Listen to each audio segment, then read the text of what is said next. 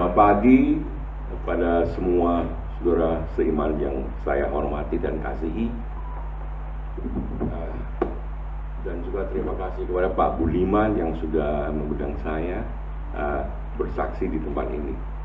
Nama saya adalah Jack Wijaya, seorang pengusaha di bidang industri minyak. Dan judul dari kesaksian pagi ini adalah Perjumpaan Ilahi dan Titik Balik 2015. Pada tahun 2015, istri saya dan saya mengunjungi Yangon yang sekarang sudah menjadi nama Myanmar dalam perjalanan bisnis yang sudah sering kami lakukan. Tapi kali ini berbeda dari biasa. Tentu Anda akan maklum bahwa perkawinan kami yang sudah berusia 40 tahun pasti sering terjadi pertengkaran atau perdebatan. Tapi kali ini pertengkarannya berbeda. Bagi saya ini adalah pertempuran abad ini. Karena tidak biasa baik dalam hal intensitas maupun dalam konsekuensinya. Kami bertengkar hebat, tapi kali ini dia menampar saya, memukul wajah saya. Diana, istri saya, adalah wanita yang pendiam, penurut dan tidak pernah kasar, apalagi mengeluarkan suara dengan nada tinggi. Tamparan itu tentu sesuatu yang hebat, belum pernah terjadi sebelumnya.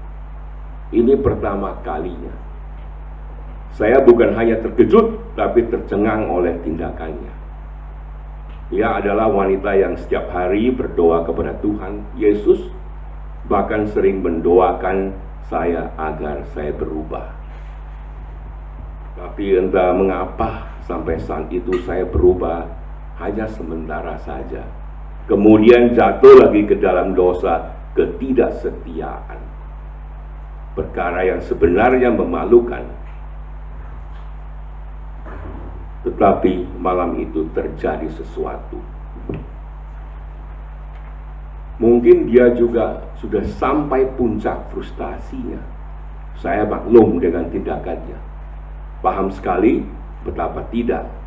Saya hanya berubah di permukaan. Pertengkaran hebat kami terjadi hampir pada waktu tengah malam. Mungkin karena kami sudah lelah, penuh kemarahan, kami akhirnya terdiam dan bersiap untuk tidur. Lampu kami matikan, dan inilah pengalaman yang mengubahkan itu. Ada suara yang sangat jelas, suara langkah tik-tok, tik-tok, langkah menuju ke ranjang tempat kami tidur. Langkah dan bunyi yang jelas itu kemudian berhenti. Kemudian saya memberanikan diri dan membuka mata. Tirai jendela kami mulai bergetar dan bergerak tidak henti-hentinya. Tirai itu bukan hanya bergetar, tapi mulai terbuka dan kemudian tertutup untuk beberapa menit lamanya. Kedua handphone saya yang biasa saya simpan di dalam tas komputer ini, dan saya juga ini buktinya, tas komputer ini berdering seolah-olah ada panggilan atau alam. Monitor HP saya menyala seperti kembang api, dan terangnya menembus tas komputer saya yang ini. Seluruh ruangan kamar saya yang gelap gulita berubah menjadi terang benderang.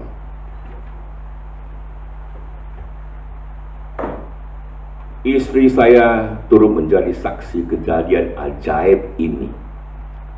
Setelah suasana seperti kembang api itu berhenti, suara tik-tok, tik-tok terdengar lagi meninggalkan kamar kami. Sebagai reaksi normal, dengan spontan saya berdiri dan meraih tas komputer di mana HP disimpan. Saya tentu bertanya, siapa yang telepon saya dalam keadaan tengah malam ini? Perlu dicatat keadaan kedua HP saya dalam posisi off alias tidak aktif. Saya penuh keheranan. Bagaimana bisa HP dalam keadaan off bisa berdering? Saya langsung hidupkan HP tersebut dan mau memeriksa siapa yang menelpon saya. Layar monitor tidak menunjukkan ada telepon masuk ataupun miss call. Saya bertanya-tanya, tidak ada penjelasan yang masuk akal. HP berbunyi dan tirai menutup dan membuka secara bersamaan. Ada sesuatu yang intervensi. Saya sadar bahwa dia mau menyatakan kehadirannya. Benar, Yesus mau berbicara kepada saya dengan cara ini. Perlu dicatat bahwa karpet kamar hotel itu tebal, hampir tidak mungkin mengeluarkan suara langkah yang keras. Ini bagi saya adalah sebuah perjumpaan ilahi, atau dalam bahasa Inggris, supernatural encounter. Suatu fenomena yang amat luar biasa. Akal sehat tidak dapat menjelaskannya. Hanya ada sebuah kesimpulan, visitasi dari Tuhan. Tentu ini bukan keistimewaan saya, akan tetapi inilah kedaulatan Tuhan. Dia pernah melakukannya ribuan tahun yang lalu, dan dia dapat lakukan lagi.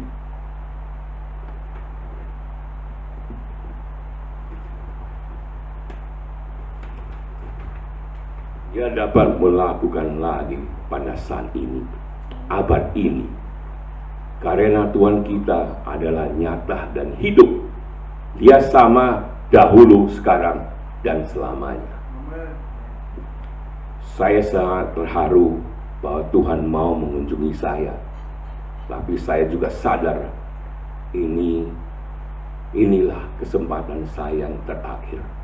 Bertobat atau mati, berubah atau selesai sampai di sini. Momen itu selain membuat saya takjub, juga membuat saya mengalami suatu mukjizat. Saya disebutkan dari keinginan kuat untuk berzina, urge to womanize, boleh dikatakan hampir seketika. Sebuah pengalaman kelepasan yang begitu melegakan. Untuk pertama kali saya tidak mau lagi bermain-main dengan dosa yang satu ini. Berpuluh-puluh tahun saya bergumul dengan dosa ini. Percabulan, dosa seksual begitu kuat. Bagi saya dosa percabulan dan perzinahan seperti kecanduan narkotika bagi jiwa. Tidak mudah melepaskan diri dari dosa ini. Saya berdosa terhadap diri sendiri. Segala upaya saya lakukan, tapi selalu berakhir dengan kegagalan. Ibarat sembuh hanya di permukaan. Saya menyesal, kemudian beberapa waktu jatuh lagi, kemudian menyesal, kemudian jatuh lagi, seperti menaiki roller coaster.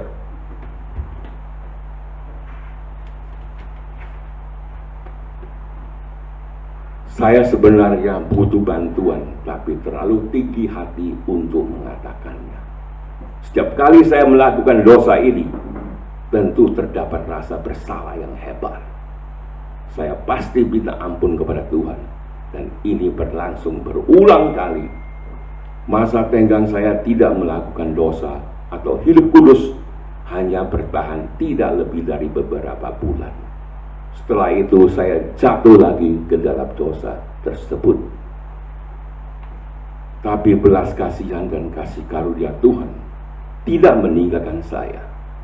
Dia mencari saya seperti mencari domba yang terhilang. Sungguh, Yesus adalah gembala yang tidak pernah meninggalkan satu pun dombanya yang terhilang. Dia mencari saya.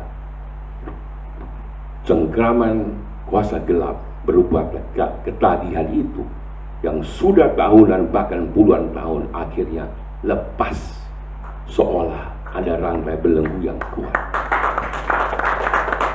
Besar terlepas. Untuk pertama kalinya saya dapat mengenal diri saya yang sesungguhnya. Dulu saya buta, sekarang saya melihat. Selama ini saya terperdaya masuk ke dalam dunia hayalan, dunia maya. Tidak bisa membedakan bahwa bahagia dan kenikmatan adalah dua hal yang berbeda. Dunia fantasi yang saya hidupi waktu itu sebenarnya hanya seperti asap, tidak nyata, bahkan sampai-sampai saya tidak mengenal lagi diri saya sendiri.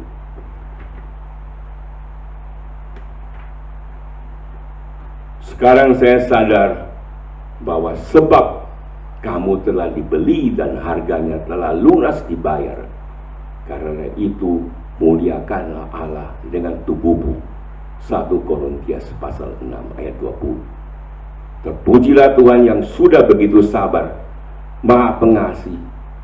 Saya pernah hidup dalam lumpur dosa yang kalau tidak karena kesabarannya pasti akan berakhir dalam api penyiksaan neraka yang mengerikan itu. Tapi kasih Tuhan yang sudah menyembuhkan saya.